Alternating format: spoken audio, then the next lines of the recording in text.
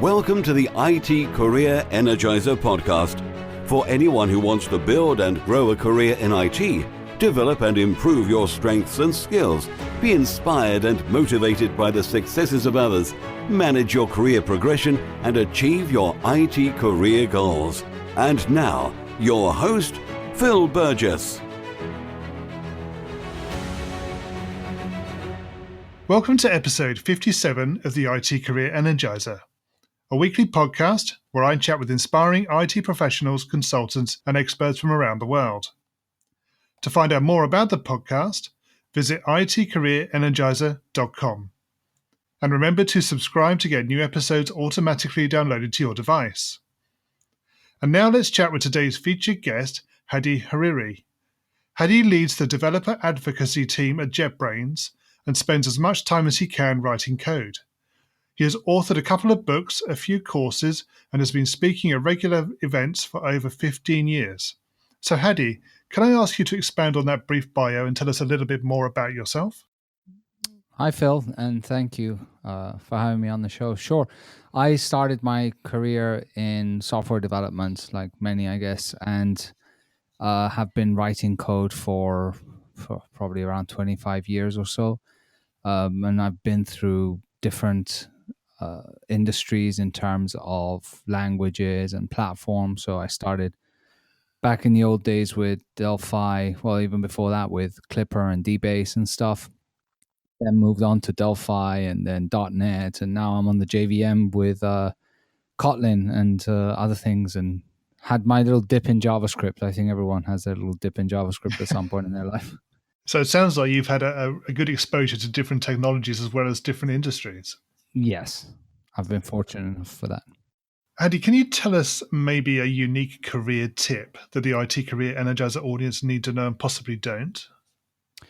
Well, I don't know how unique this is, but I think one of the things that I've found that has really helped my career along the way is to always be learning everything that, whatever activity, whatever I'm on, always trying to be learning, dedicate a good chunk of your time to continue to learn new things and not get stagnated in, whatever it is you're doing in a specific technology or other. So if we're talking, for example, of, languages, don't stagnate yourself in the sense of saying, oh, I'm going to stick to this language because it provides me with everything that I would ever need, I can do with this language. Why would I ever look at some other language? I think that really opens up your horizon in seeing other ways to do things. And that's just one example. Yeah. Do you feel that if you did focus on one technology, for example, you could arguably get left behind? Well, I don't know how important it is to be left behind in the context of what exactly being left behind means, right? I mean, if you have a job and you're not worried about your job security and your passions in life are many things, and your job is just to, do your job and pursue your other passions, then the concept of getting left behind really doesn't make much sense, right?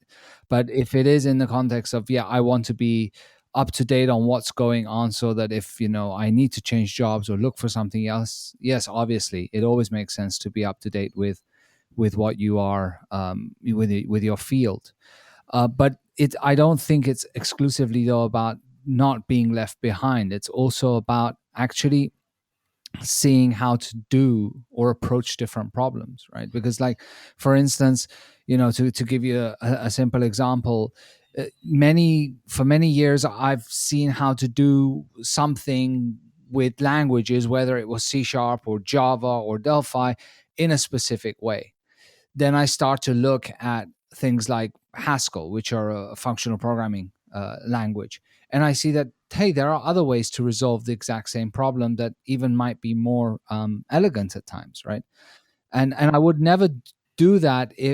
I never did it out of a need. I did it out of interest, out of trying to learn more. Yeah. Can you maybe tell us about your worst IT career moment and what you learned from that experience? Oh, I've got so many of them. Which ones could I talk about? I mean, off the top of my head, one of the things that comes to my mind is probably the first time that I ever gave a talk at a conference. It was nerve wracking. It was awful. It was just horrible. And I didn't know my subject that well. I hadn't prepared at all that well, or as much as I thought I had. And I was in a room, and there was a few people challenging everything that I was saying, and it was one of these moments of like, why am I doing this? Like, why am I torturing myself in this way? Why am I even here? Why did I even get into IT? I hate programming. Why am I even doing these things? And when people say to you like, what is one of your worst IT career moments, I always think that comes to mind immediately. And then there's, in terms of pressure and that, I think one of the other times is, many years ago, I used to work at an ISP, and it was back in the days when, to connect to the internet, you had to have a dial-up modem. And I was in charge of like these radius servers, they used to call that you used to call in to connect to the internet. And the pressure of when our frame relay with the phone provider used to go down, and then all our customers calling and saying, it's not working. And I remember one time what happened is that our database, we lost it. And that was one of these moments of, now the phone is just nonstop going to go off the hook saying, I can't connect to the internet. So in terms of the presentation, presumably the learning from you was to always be prepared.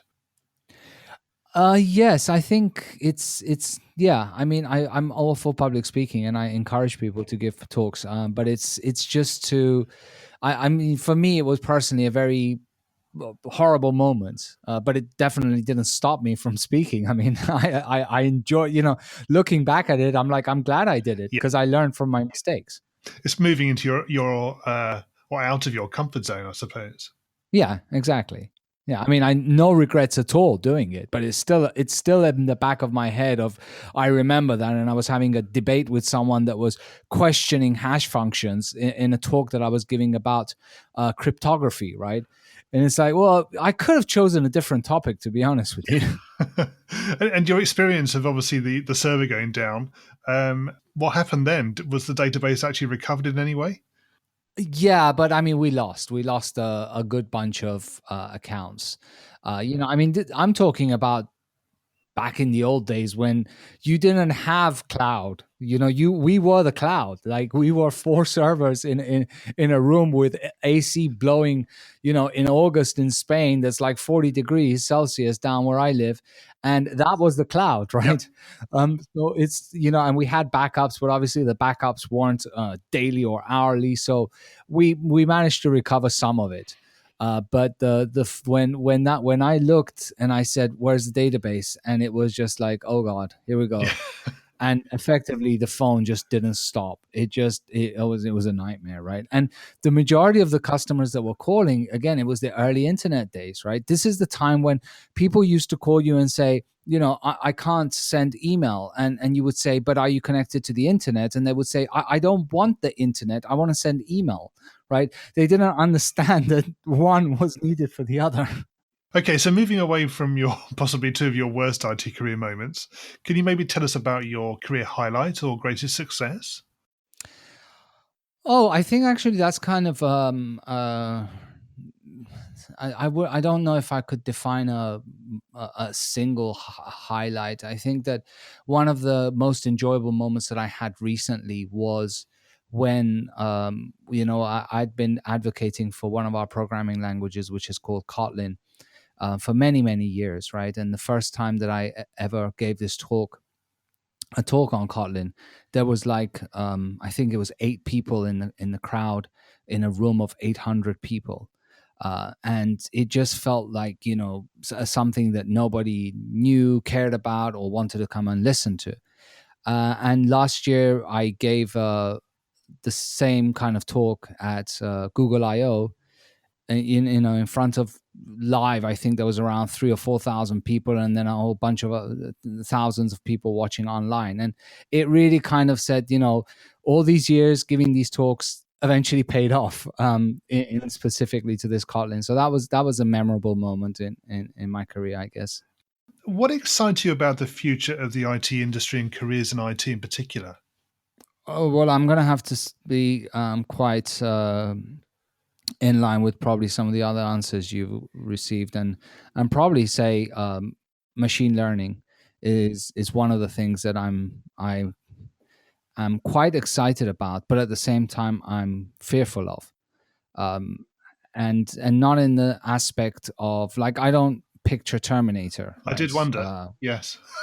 Yeah, no, I'm more concerned about what is happening right now in our industry, well, in the world actually, with some of the algorithms and AI that is taking place, that is influencing people's thoughts, Yep. in terms of, even the simplest of things, which is, when you watch videos on a video site, and then as you're watching, it starts to recommend what you want to watch next, and some way swaying your thoughts. So these are the things that worry me more around, how we're going to use these algorithms, not the algorithms itself. Yeah. Do you think there's a relationship between machine learning and, for example, big data? Well, I think that big data has enabled better machine learning, right? Yep. Because I mean, the concept of neural networks has been around for decades. I mean, I think it started back in the 70s, but computation power and data wasn't accessible in the way it is today, and storage. So we're just seeing the fruits of, what people wanted to accomplish back then.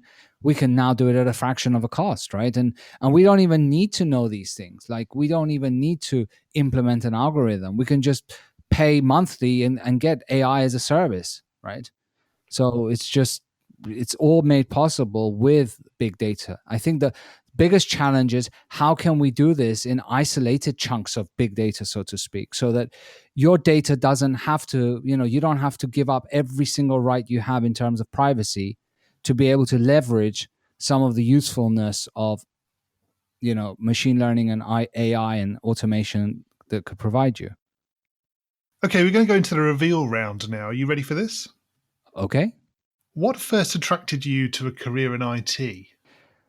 Creating something and seeing the result in a computer program. It was actually writing a game and seeing the result of that. What is the best career advice you've ever received? I think probably just to not settle for, not settle in terms of your limitations, not impose limitations on yourself. Yeah, I think you've probably done that with your public speaking in particular. Yeah, probably. If you were to begin your IT career again right now, what would you do? I would have learned Haskell, and I would have paid more attention to some things that I didn't during university. What career objectives are you focusing on at the moment? Continuing to do what I do, which is develop advocacy, and continue to learn new things, and actually looking more into aspects of machine learning. And I'm got a lot of interest in functional languages, so I'm moving a little bit towards that area as well. What's the number one non-technical skill that has helped you in your career so far? Being able to communicate with people. Yeah, I think that's, in fact, very important, often even more important at times than technical skills, indeed. because it opens up many doors. Yeah. Hadi, can you share a parting piece of career advice with the IT Career Energizer audience? Yeah, touching a little bit on the idea of communication, I think that it's really important to learn to communicate with people and listen to people. The act of listening is important, even when we're implementing some application for a customer. We often hear people, but we don't actually listen to them. So being able to communicate with your colleagues, with your customers, with your users, I think is fundamental.